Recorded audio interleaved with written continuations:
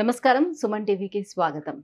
ద్వాదశ రాశుల వారికి ఆగస్టు మాసంలో నవగ్రహాల సంచారం ఎలా ఉంది? వాటి వల్ల ఎటువంటి ఫలితాలు ఏర్పడనున్నాయి?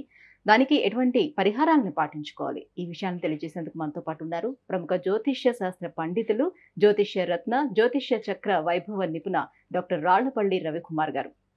గురుగారు నమస్కారం. నమస్కారం. గురుగారు, ఈ ఆగస్టు మాసంలో ద్వాదశ రాశులకి ఎలా ఉండబోతుందో తెలుసుకునే ముందు నవగ్రహాల సంచారం ఏ రకంగా ఉందో తెలియజేస్తారా? తప్పకుండా. శరదిందు సమాకారే పరబ్రహ్మ స్వరూపిణి వాసరాపీఠ నిలయే సరస్వతి నమోస్తుతే. అందరికీ నమస్కారం. ద్వాదశ రాశుల్లో అంటే ఈ నెల ఆగస్టు నెల ద్వాదశ రాశుల్లో నవగ్రహాలు ఎక్కడ ఉన్నాయో ఇప్పుడు తెలుసుకుందాం. ముందుగా సూర్యుడు వచ్చేసి మనకి స్వస్థానమైన సింహరాశిలో ఉంటారు. అలాగే బుధుడు కూడా సింహరాశిలో ఉన్నారు. అలాగే శుక్రుడు కూడా ఈ నెల అంతా కూడా మనకి సింహరాశిలో ఉంటారు. అలాగే కుజుడు వచ్చి మనకి వృషభ రాశిలో ఉంటారు. గురువు వచ్చేసి మనకి వృషభ రాశిలో ఉంటారు. అలాగే శని స్వస్థానమైన కుంభరాశిలో ఉంటారు. అలాగే రాహు వచ్చి మనకి మీన రాశిలో ఉంటారు. ఇక కేతు వచ్చేసి మనకి కన్యా రాశిలో ఉంటారు. ఇవి ఈ నవగ్రహాలు ద్వాదశ రాశుల్లో ఈ నెలలు కూడా ఈ స్థానాల్లో ఉంటారు. గురుగారు, సింహరాశి వారికి ఈ ఆగస్టు మాసంలో గురువు, శని, రాహు, కేతువులు వీళ్ళ బలం ఏ రకంగా ఉంది? ఎలాంటి ఫలితాన్ని ఇస్తున్నారు వీళ్ళు? తప్పకుండా సింహరాశి అనగానే మనకి మఖ 1, 2, 3, 4 పాదాలు, పుబ్బ 1, 2, 3, 4 పాదాలు, ఉత్తర 1వ పాదం. ఈ నక్షత్రాల సమూహం మనకి సింహరాశిలోకి వస్తుంది. మిశ్రమంగా కంటే మీడియంగానే ఉందని చెప్పుకోవాలి. ఎందుకంటే ద్వితీయ స్థానం మెయిన్గా కుటుంబ స్థానం, నేత్రస్థానం, ధనస్థానం, వాక్స్థానం అంటారు. అలాంటి ద్వితీయ స్థానంలో కేతు ఉన్నాడు.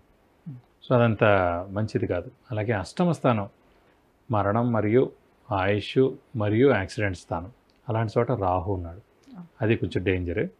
ఇది కాకుండా సప్తమ స్థానంలో శని ఉన్నాడు. సో సప్తమం అంటే మనం ఇదివరకు కూడా చెప్పుకున్నాం, మనం భార్యాభర్తలు, అలాగే ఇమీడియట్ బాస్, అలాగే మన బిజినెస్ పార్ట్నర్. సో సప్తమంలో మనం జాతకం రీత్యానే సప్తమంలో శని ఉంటే కనుక లగ్నం నుంచి శని ద్వితీయ వివాహం అవుతుంది, సెకండ్ మ్యారేజ్ అవుతుంది, డైవర్స్ అవుతుంది అని చెప్తూ ఉంటాం పాయింట్స్.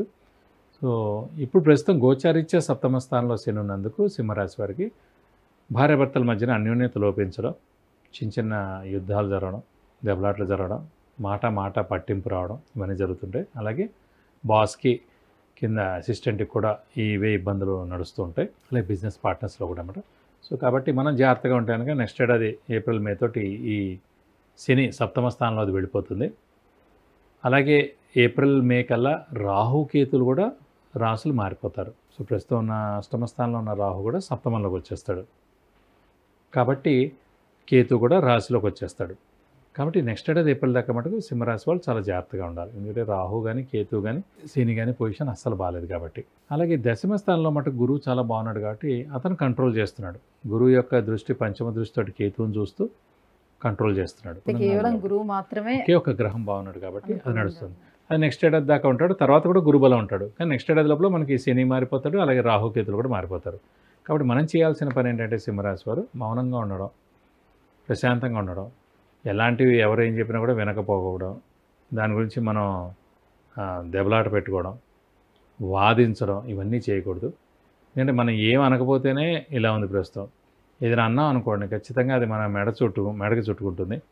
మనం ఏ అనకపోయినా కూడా మనం అలానే వాళ్ళకి జరిగిందనే బయటికి వెళ్ళిపోతుంది. కాబట్టి మనం జాగ్రత్తగా ఉండడం. ప్రస్తుతం ఉద్యోగం విషయంలో ఉద్యోగస్తులకు కూడా మౌనంగా ఉండడం ఉత్తమం. ప్రస్తుతానికి కొన్ని రోజులు మన టైం బాగున్నప్పుడు ఎలాగో మనం బాగానే ఉంటాం. ప్రస్తుతం టైం బాగాలేదు కాబట్టి కొంచెం మౌనంగా ఉండడం ఉత్తమం. అలాగే అన్ని పనులు కూడా వివాహ ప్రయత్నాలు ఏమైనా చేసుకోవచ్చు. ఎందుకంటే దైవబలం, దైవానుగ్రహం పరిపూర్ణంగా ఉంది, గురుబలం బాగుంది కాబట్టి వివాహ ప్రయత్నాలు కలిసి వస్తాయి. సంతానం విషయంలో కూడా ఖచ్చితంగా కలిసి వస్తాయి. విద్యార్థులకు ఎలా ఉంటుంది? విద్యార్థులకు కూడా మిశ్రమంగా ఉందని చెప్పుకోవాలని. ఎందుకంటే రాహుకేతుల బలం లేకపోవడం, అలాగే శని బలం కూడా లేదు కాబట్టి విద్యార్థులు కూడా మిశ్రమంగా ఉంది. బాగా కష్టపడితే కానీ ఏ పనులు జరగవు. అంటే బాగా కష్టపడాలి, హార్డ్ వర్క్ చేయాలి, స్మార్ట్ వర్క్ కూడా చేస్తే మంచి ర్యాంకులు సాధించేందుకు అవకాశాలు ఎక్కువగా ఉన్నాయి. అయితే ఉద్యోగస్తులకి అయితే శనిబలం లేదు కాబట్టి కొంచెం జాగ్రత్తగా ఉండాలి. వ్యాపారస్తులు కూడా అదే, ఎందుకంటే వ్యాపారస్తులు కూడా సప్తమ స్థానం చాలా ఇంపార్టెంట్. ఎందుకంటే పార్ట్నర్షిప్ మెయిన్. అలాగే మనం అప్పులు తెస్తూ ఉంటాం, క్రెడిట్స్ ఇస్తూ ఉంటాం. కాబట్టి సప్తమం బాగాలేకపోతే కనుక అంత ఇబ్బందులు ఎదుర్కోవాల్సి వస్తుంది. సప్తమ స్థానం చాలా బాగుండాలి. ప్రస్తుతం సప్తమ స్థానం అందరూ గురుబలం బాగుంది కదా అని ఏ పని చేయడానికైనా రెడీగా అయిపోతూ ఉంటారు. అలా వెళ్ళిపోకూడదు. అంటే మెయిన్ అంటే డబ్బు పెట్టుబడి పెట్టేటప్పుడు, ఎందుకంటే ఏది పెట్టినప్పుడు సమయాన మళ్ళీ వెనక్కి వస్తుందండి. లేకపోతే టైం వేస్ట్ అయినా నష్టం లేదు. కానీ ధనం వేస్ట్ అయిపోయింది అనుకోండి మళ్ళీ రాదు కదా. కాబట్టి ధనం పెట్టుబడి పెట్టేది మెయిన్గా ఏంటంటే వ్యాపారస్తులు ఎవరికైనా డబ్బులు ఇస్తున్నా కూడా, అప్పుగా ఇస్తున్నా కూడా ఇవన్నీ కూడా చాలా జాగ్రత్తగా చూసి ఇవ్వాలన్నమాట. అంటే అవి మళ్ళీ వెనక్కి రావు. అలాగే లేట్ అవుతుంది. మీరు అనుకున్న టైంకి మీరు ఎక్కడి నుంచి తెచ్చారో మీరు వెనక్కి ఇవ్వకపోతే మీ పేరు పోతుంది. మధ్యవర్తిత్వం వహిస్తే అనవసరంగా దెబ్బలాట్లు వస్తాయి. ఇలాంటివన్నీ చాలా ఫేస్ చేయాల్సి వస్తుంది. కాబట్టి అన్నిటికీ దూరంగా ఉండడం ఉత్తమం. గురుగారు ఇప్పుడు మధ్యలో అంటే ఈ 4 గ్రహాలు సంవత్సరానికి ఒక్కసారి మారుతాయి కాబట్టి మేజర్గా ఈ 4 గ్రహాలను మనం తీసుకుంటాము. మిగతా గ్రహాలు ఏవైతే ఉన్నాయో బుధుడు కానీ, శుక్రుడు కానీ, కుజుడు కానీ ఇవన్నీ కూడా షార్ట్ పీరియడ్ లోనే చేంజ్ అవుతుంటాయి కదా. వాటి ప్రభావం కూడా ఉంటుంది. వాటి ప్రభావం చాలా తక్కువగా ఉంటుందండి. ఉదాహరణకి అంటే సూర్యుడు ఉన్నాడు ప్రతి నెల మారిపోతూ ఉంటాడు. బుధుడు 20 రోజులకే మారిపోతాడు. శుక్రుడు 20 రోజులకే మారిపోతాడు. కుజుడు 45 రోజులకి మారుతాడు. శుక్రుడు 20 రోజులకే మారుతాడు. చంద్రుడు ప్రతిరోజు మారుతూ ఉంటాడు. కాబట్టి వెంటనే అంత ఇంపాక్ట్ ఏమి ఉండదు. ఇప్పుడు ఒక అబ్బాయికి ఉద్యోగం వచ్చింది. ఉద్యోగం రావడానికి వెంటనే ఒక రోజులో తేడా ఏమి వచ్చేది కదండి. సో ఒక నెలలాళ్ళు ఉద్యోగం చేస్తే కానీ అతనికి శాలరీ ఇవ్వరు. సో 20 రోజులు 30 రోజులు మారిపోయింది ఇంపాక్ట్ ఉంటుంది. మేజర్ మార్పే ఉంటుంది. కానీ దశలు మాత్రం చూసుకోవచ్చు. దాన్ని చూసుకోవచ్చు. అంటే ప్రస్తుతం ఏంటంటే ఇప్పుడు సింహరాశికి యోగకారకుడు కుజుడు అండి. కుజుడు ఎక్కడ ఉన్నాడు ప్రస్తుతం? వృషభ రాశిలో బాగానే ఉన్నాడు. అలా చిన్న చిన్న బేసిక్ పాయింట్స్ చూసుకోవాలి. కానీ మేజర్గా చూడాలి మటుకు రాహు, కేతు, గురువు, శని ఈ 4 గ్రహాలు ఈ ఏడాది పాటు ఎక్కడ ఉన్నాయి. సో దాన్ని బట్టి మేడం ప్రతిరోజు కూడా మారిపోయేది ఏమి ఉండదండి. అంత మార్పే ఉండేది ఏమి ఉండదు. గురుగారు మరి ఎటువంటి పరిహారాలను పాటించుకోవాలి సింహరాశి వారు? సింహరాశి వారు ప్రస్తుతం మటుకు అష్టమ స్థానంలో రాహునందు ఖచ్చితంగా అమ్మవారిని ఎక్కువగా పట్టుకోవాలి. ప్రతిరోజు అమ్మవారి అష్టోత్తరం చదువుకోవాలి. ప్రతి శుక్రవారం అమ్మవారి టెంపుల్కి వెళ్ళి 40 ప్రదక్షిణాలు చేయాలి.